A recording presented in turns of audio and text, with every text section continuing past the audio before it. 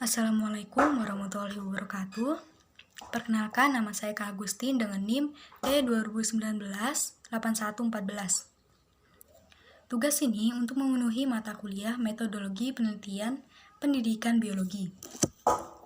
Judul proposal yang akan saya bawakan ialah pengaruh media sosial Instagram dan WhatsApp terhadap hasil belajar siswa biologi kelas 12 SMA Negeri 007 Bangsal Sari. Yang pertama itu bab 1 pendahuluan. Yang A, latar belakang. Yang melatar belakangi penelitian ini ialah seiring perkembangannya teknologi, peran internet akan menjadi sangat penting bagi kehidupan sosial, ekonomi, dan politik secara global, di mana setiap tahunnya pengguna internet akan semakin mengakar di kehidupan umat manusia, terutama pengguna internet di seluruh dunia yang terus meningkat. Tak hayal, peradaban dunia akan semakin cepat dengan adanya teknologi yang semakin maju. Berdasarkan laporan International Telecommunication Union, yang merupakan Badan Perserikatan Bangsa-Bangsa atau PBB pada tahun 2018, diketahui bahwa jumlah pengguna internet di dunia sebesar 3,9 miliar, yang melebihi setengah populasi dunia, yang diprediksi pada tahun 2019 dan seterusnya akan mengalami tren kenaikan dikarenakan selesainya proyek jaringan pelapal RING yang telah menambah keandalan koneksi di seluruh Indonesia. Tiap orang akan cenderung menggunakan internet hingga menjadi kebutuhan pokok, hingga hampir seluruh kebutuhan seseorang harus dipenuhi dengan internet yang menimbulkan kecenderungan boros internet yang semakin besar. Kenaikan pengguna internet juga terjadi di Indonesia, sebagaimana yang tertera dalam hasil survei Association Penyelenggara Jasa Internet Indonesia, yang menyatakan bahwa jumlah pengguna internet di Indonesia itu sebesar 172,1 juta, yang naik sebesar 27,9 juta dari tahun sebelumnya, yang mana hanya jumlah 143,2 juta. Tidak dipungkiri bahwa jika kita mengatakan beradaan media sosial sudah bisa digunakan sebagai sarana pokok di dunia maya, misalnya untuk berkirim pesan, mengirim foto, atau saling like atau berkomentar, tempat saling bagikan ide, ataupun untuk menjalin pertemanan yang lebih banyak.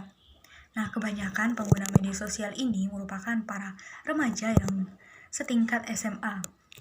Para siswa ini seharusnya diperkenankan untuk menggunakan media sosial hanya untuk mencari mengenai informasi positif serta bermanfaat bagi dalam perkembangan belajarnya. Tidak untuk hasil negatif lainnya. Namun, siswa sekarang ini cenderung menggunakan media sosial untuk mencari hal lainnya yang tidak berkaitan dengan pelajaran sama sekali. Bahkan terkadang mereka hingga lupa waktu untuk melupakan jam belajar, makan, atau istirahatnya karena keasikan bermain medsos. Nah, hal ini tentunya membawa dampak buruk bagi dunia pendidikan. Dengan adanya penggunaan media sosial yang tidak sesuai tempatnya, dapat mengakibatnya menurunnya tingkat kesadaran siswa yang mengenal belajar dan akhirnya akan mempengaruhi hasil belajarnya. Nah, hasil belajar ini merupakan sebuah hasil yang dicapai setelah mengikuti proses kegiatan pembelajaran. Nah, di media sosial ini saat ini dapat dengan mudah mengakses informasi baik pelajaran ataupun lainnya, baik dimanapun dan kapanpun oleh siswa melalui gadget masing-masing. Nah, tak jarang pula siswa yang mengakses internet ini di saat guru sedang menerangkan, di saat mereka seharusnya memahami dan menyerap ilmu yang diberikan secara maksimal, malah terganggu oleh aktivitas lainnya. Begitupun sampainya di rumah, tanpa adanya kontrol orang tua, para siswa akan memiliki kebebasan untuk mengakses berbagai macam medsos, sehingga hal-hal ini malah akan menyebabkan kecenderungan untuk bertindak malas saat mengerjakan PR ataupun tugas lainnya. Nah, berdasarkan latar belakang yang telah diuraikan tersebut, peneliti akan tertarik untuk menggunakan judul pengaruh media sosial, Instagram, dan WhatsApp terhadap hasil belajar siswa biologi kelas 12 di SMA Negeri 007 Bangsal Sari. Nah, rumusan masalah pada penelitian ini ialah adakah pengaruh media sosial Instagram dan WhatsApp terhadap hasil belajar siswa. Selanjutnya tujuan penelitian. Nah, sesuai dengan rumusan masalah yang telah dikemukakan, tujuan penelitian ini adalah untuk mengetahui pengaruh media sosial Instagram dan WhatsApp terhadap hasil belajar siswa kelas 12 SMA Negeri 007 Bangsal Sari. Nah, adapun manfaat penelitian yang ingin dicapai dalam penelitian ini adalah secara teoritis, diharapkan penelitian ini dapat menambahkan wawasan, pengetahuan, dan sebagai referensi sebagai penelitian selanjutnya yang terkait dengan pengaruh media sosial terhadap hasil belajar. Secara teoritis, diharapkan penelitian ini dapat bermanfaat sebagai pengetahuan dan saran bagi berbagai pihak untuk mengetahui pengaruh adanya media sosial terhadap hasil belajar siswa. Nah, selanjutnya ruang lingkup penelitian. Pertama yaitu variabel penelitian. Variabel penelitian ini terbagi menjadi dua, yaitu variabel bebas atau disebut sebagai variabel yang mempengaruhi, disimbolkan sebagai X, yaitu merupakan media sosial Instagram dan WhatsApp. Sedangkan variabel terikat atau disebut variabel yang dipengaruhi disimbolkan sebagai Y, yaitu adalah hasil belajar siswa. Indikator penelitian. Indikator dari variabel-variabel bebas dan terikat dalam penelitian ini yaitu pada variabel bebas, indikatornya itu partisipasi dan obrolan, sedangkan dalam variabel terikat yaitu aspek kognitif, aspek afektif, dan aspek psikomotorik. Nah, selanjutnya definisi istilah. Media sosial adalah media yang berbasis online yang mudah untuk penggunaan dalam berinteraksi antar sesama. Selanjutnya Instagram, yaitu merupakan suatu aplikasi layanan untuk mengambil, mengedit, atau mempublikasikan foto. Selanjutnya WhatsApp, yaitu merupakan suatu aplikasi layanan yang digunakan sebagai media alternatif untuk mengirim atau menerima pesan, telepon, ataupun media lainnya seperti dokumen dan lainnya. Dan hasil belajar adalah kemampuan peserta didik dalam menguasai pengetahuan yang telah diajarkan. Selanjutnya bab kedua yaitu kajian pustaka. Pertama, media sosial. Apa sih pengertian media sosial? Nah, media sosial menurut beberapa para ahli yaitu Mandelbrot yang mengemukakan bahwa media sosial ini merupakan media yang menjembatani kerjasama di antara pengetahuan yang menghasilkan konten. Sedangkan menurut Kaplan dan Michael mendefinisikan bahwa media sosial sebagai sebuah kelompok aplikasi yang berbasis internet yang membangun di atas dasar ideologi dan teknologi web 2.0 yang kemudian penciptaan dan pertukaran user generated content. Menurut Van Dijk mengungkapkan bahwa media sosial ini merupakan platform media yang berfokus pada keberadaan penggunaan yang memfasilitasi dalam beraktivitas maupun berkolaborasi. Sedangkan menurut Sirky, yaitu media sosial ini merupakan suatu alat untuk meningkatkan kemampuan pengguna dalam berbagi, saling bekerjasama di antara pengguna, serta dalam melakukan tindakan-tindakan secara kolektif yang semuanya secara berada di luar kerangka instruksional maupun organisasi.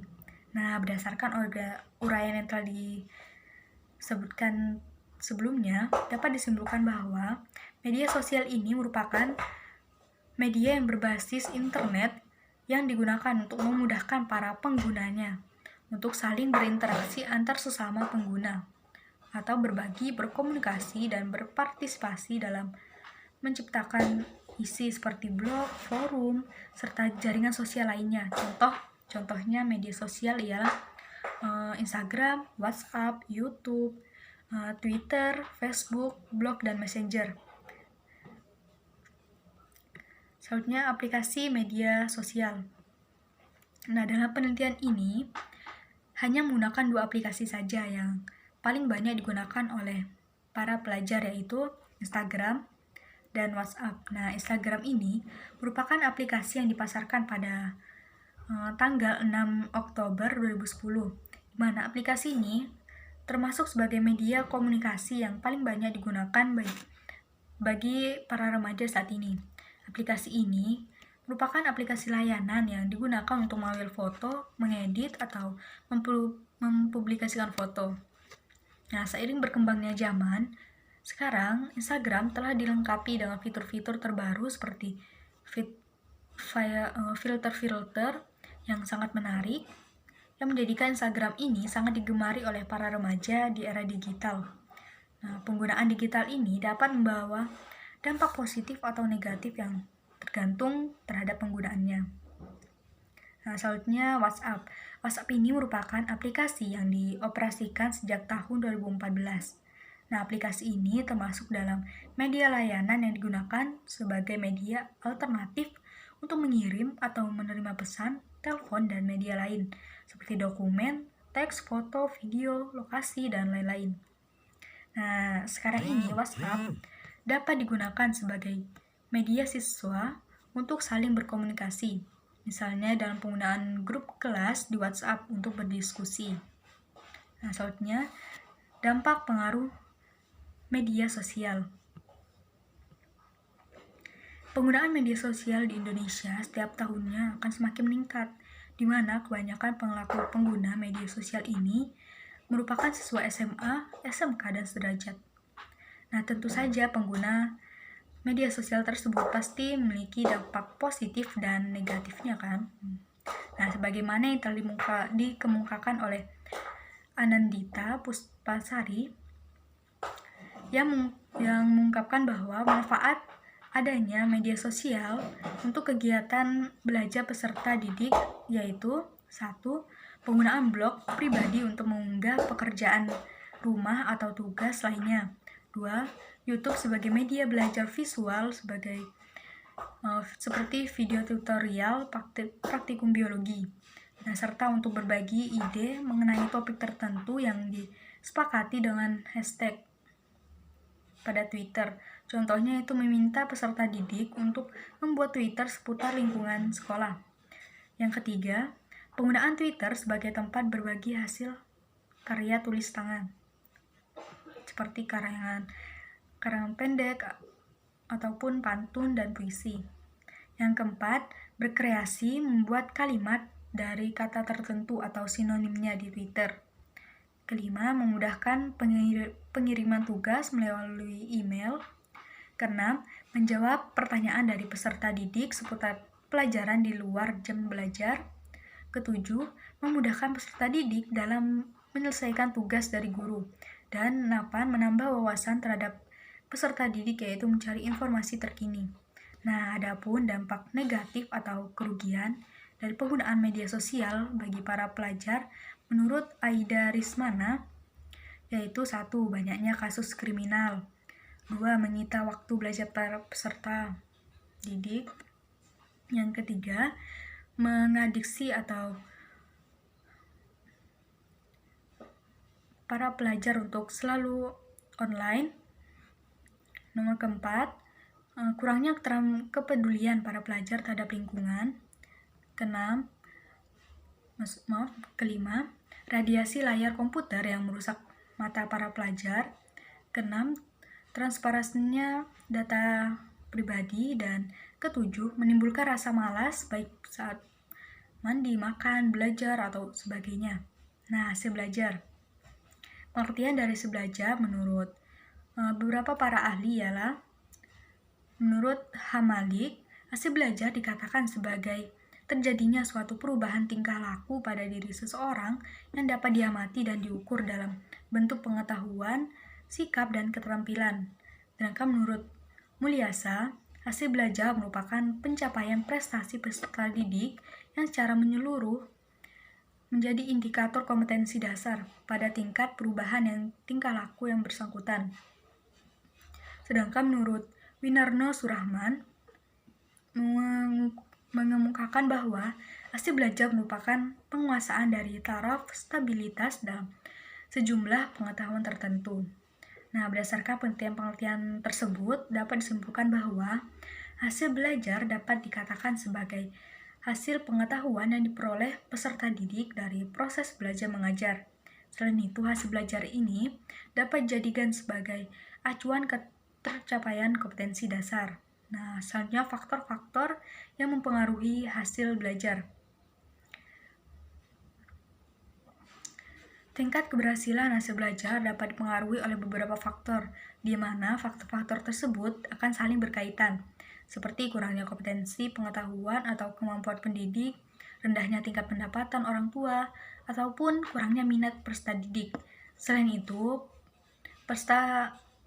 menurut Omar Hamalik mengemukakan bahwa terdapat beberapa faktor yang menjadi kesulitan peserta didik dalam belajar, yaitu antara lain pertama itu faktor-faktor yang berfungsi dari diri sendiri, faktor yang bersumber dari lingkungan, faktor yang bersumber dari lingkungan keluarga, dan faktor yang bersumber dari lingkungan masyarakat.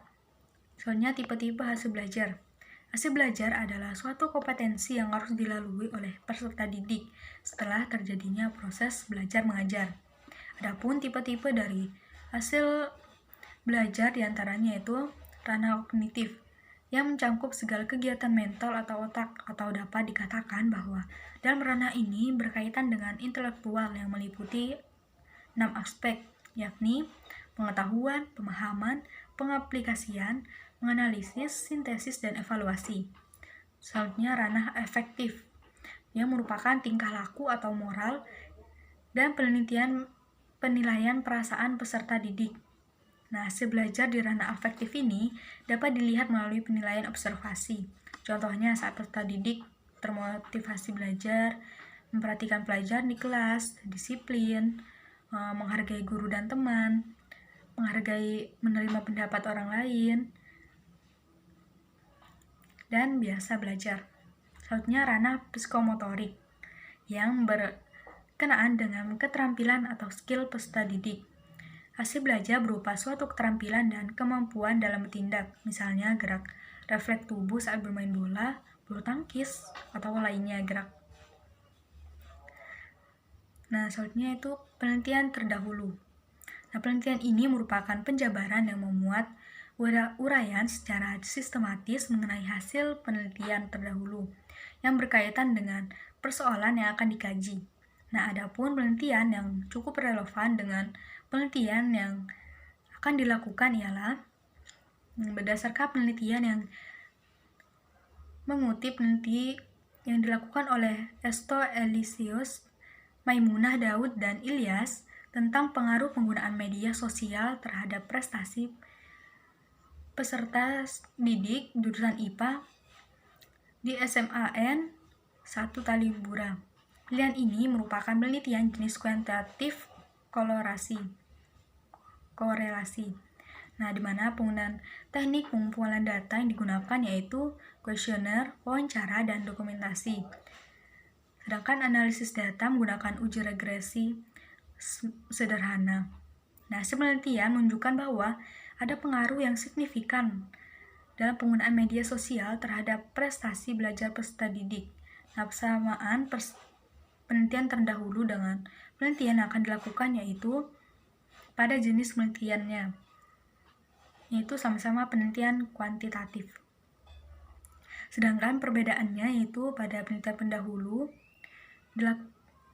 dan yang sekarang itu pada desain penelitiannya.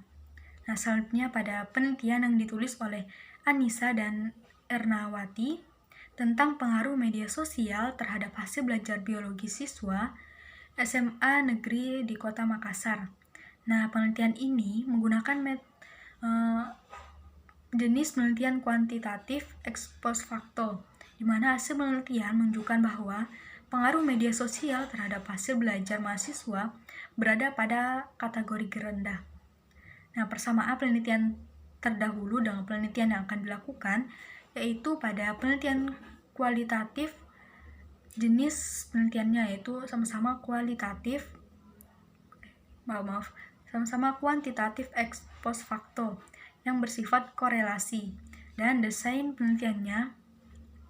Nah, sedangkan perbedaannya yaitu pada penelitian terdahulu yang menggunakan teknik pengambilan sampel random sampling, sedangkan pada penelitian yang akan dilakukan ini menggunakan teknik pengambilan sampel starving random sampling. Nah, selanjutnya penelitian yang dilakukan oleh Anik Suryaningsih tentang dampak media sosial terhadap prestasi belajar peserta didik. Hasil penelitian yang menggunakan penelitian kuantitatif deskriptif, mana hasil penelitiannya menunjukkan bahwa penggunaan media sosial seperti Instagram, Facebook, Twitter, YouTube, WhatsApp juga dapat mempengaruhi prestasi belajar peserta didik, namun hal tersebut tergantung pada tujuan dari masing-masing peserta didik. Nah, persamaan dari penelitian ini yaitu pada variabel bebas yang sama-sama berupa media sosial. Sedangkan perbedaannya yaitu pada penelitian terdahulu menggunakan penelitian kuantitatif deskriptif, sedangkan penelitian yang akan dilakukan sekarang menggunakan kuantitatif ex post facto bersifat korelasi. Nah, hipotesis penelitian. Berdasarkan uraian yang telah dijelaskan sebelumnya, maka hipotesis dari penelitian ini adalah yaitu diduga hasil belajar siswa dipengaruhi oleh media sosial Instagram dan WhatsApp. Dan yang kedua yaitu diduga hasil belajar siswa tidak terpengaruh oleh media sosial Instagram dan WhatsApp. Selanjutnya bab 3, metode penelitian. Jenis penelitian digunakan ialah penelitian kuantitatif. Tempat dan waktu penelitian yang digunakan adalah penelitian ini akan dimulai pada tanggal 12 Januari 2002 sampai tanggal 22 Maret 2022 yang dilaksanakan di SMA Negeri 007 Bangsal Sari. Nah, populasi dan sampel penelitian. Populasi pada penelitian ini yaitu adalah seluruh peserta didik kelas 12 SMA Negeri 007 Bangsal Sari. Sementara itu, pengambilan sampel menggunakan teknik starving random sampling yang terdiri dari 3 kelas, yaitu kelas MIPA 1 yang berjumlah 20 orang, kelas MIPA 2 yang berjumlah 20 orang, dan kelas MIPA 3 yang berjumlah 10 orang. Desain penelitian yang digunakan ialah menggunakan pendekatan ex post facto dengan sifat korelasi karena menyelidiki ke hubungan antara dua variabel. Desain rancangan yang digunakan ialah variabel bebas yaitu media sosial X dan variabel terikat yaitu hasil belajar dengan simbol Y. Jenis data. Jenis data yang digunakan ialah data primer. Nah, pada teknik dan instrumen pengumpulan data yang digunakan ialah teknik tes yang menggunakan tes tertulis dalam bentuk soal uraian. Nah, soal-soal tersebut untuk mengetahui kemampuan siswa dalam menginterpretasikan, mengkoordinasi, dan menerapkan teori-teori yang telah dipelajarinya. Selanjutnya yaitu observasi, yang merupakan teknik pengumpulan data yang dilakukan melalui pencatatan serta pengamatan terhadap tingkah laku atau keadaan yang diobservasinya. Nah, adapun lembar yang akan diobservasi merupakan lembar observasi hasil pengamatan aktivitas siswa. Dan yang ketiga yaitu angket, yaitu suatu teknik pengumpulan data yang dilakukan dengan memberikan pernyataan-pernyataan kepada siswa atau responden. Nah, angket ini yang akan digunakan yaitu mengikuti skala aturan Likert dengan tingkat sangat setuju dapat 5 poin, setuju 4 poin, ragu-ragu 3 poin, tidak setuju 2 poin, dan sangat tidak setuju satu poin. Nah, adapun teknik analisis data yang akan digunakan dalam penelitian ini adalah uji reliabilitas, uji validitas, dan uji hipotesis yang berupa regresi linear sederhana. Sekian dari saya, mohon maaf apabila ada kesalahan. Wassalamualaikum warahmatullahi wabarakatuh.